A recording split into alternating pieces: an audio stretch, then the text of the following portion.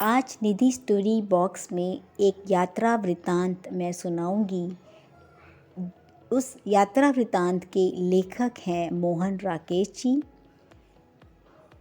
गुलमर्ग की खिड़की से एक रात, जो कि परिवेश से ली गई है।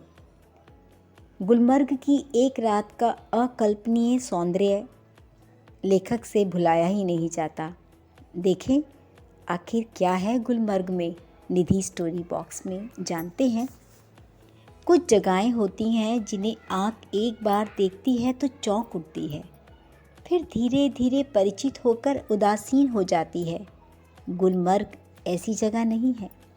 मैं जब पहली बार गुलमर्ग गया तो मुझे वहाँ कुछ भी असाधारण नहीं लगा।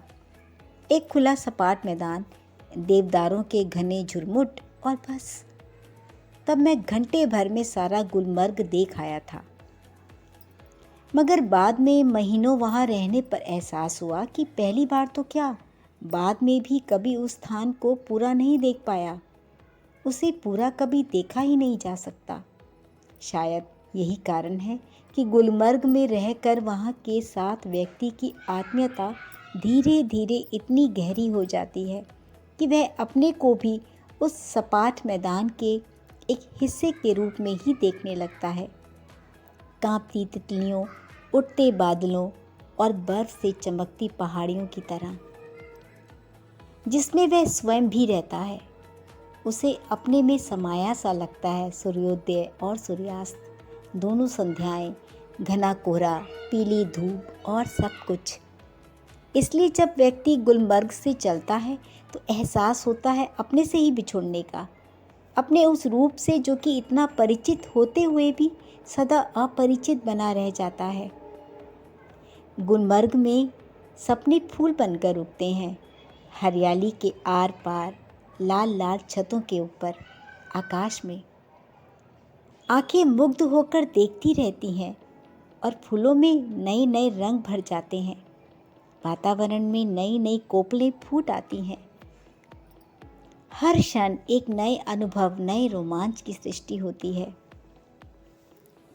गुलमर्ग की वह रात मुझे कभी नहीं भूलेगी। मैं होटल की खिड़की में खड़ा था। दूर, बहुत दूर सामने से एक बरसती घटा मेरी तरफ बढ़ती आ रही थी। मैं प्रतीक्षा कर रहा था कि कब वह मुझ तक पहुँचे और मुझे अपने में लपेट ले। बरसती घटा में घिर जाने से बड़ा सुख मैंने बहुत कम जाना है। घटा ऊपर से घिराए और व्यक्ति को छोटा करके उस पर छा जाए, यह इससे अलग स्थिति है। इस बार आती हुई घटा का हर संकेत मेरे सामने था और मैं उसके बराबर का होकर अपनी खिड़की में खड़ा उसे बुला रहा था कि आ आ आ। मैं तुझसे कमज़ोर नहीं हूँ। हवा तेज़ थी मगर घटा तेज़ी से नहीं बढ़ रही थी। हालांकि तूफान बहुत उठा हुआ था। बार बार ज़ोर की गरज होती थी जिससे धरती और आकाश की शिराएं कांप जाती थी। बार बार सामने के चित्रपट पर बिजली कौंधती थी और प्रकाश का वह भयानक विस्फोट हर चीज़ को नंगा कर जाता था। मैं खुश था कि थोड़ी देर में ये बूंदें मेरे ऊपर बरसेंगी। बिजलियों का यह कहर मेरे ऊपर टूटेगा। मैं बाहें फैलाकर सामने से उसे अपने ऊपर लेने के लिए तैयार था, मगर अचानक हवा रुक गई। बढ़ता हुआ तूफान जहाँ का तहाँ छिटक गया और दूर पर कटे पक्षी की तरह दम तोड़ने लगा। बिजली की सांस रुकने लगी और मेरी भी, क्योंकि हवा के रुक जाने से मुझे भी बहुत ऊंचे आसमान से नीचे आना पड़ा था। तूफान का जोम उतर गया और उसके साथ ही मेरा भी। मैं उसके बराबर का कभी नहीं हो सका। वे ऐसे क्षण थे जो जीवन में दो एक बार ही आते हैं। गुलमर्ग में रहते हुए ऐसे क्षण हर किसी के जीवन में किसी न किसी रूप में अवश्य आते होंगे।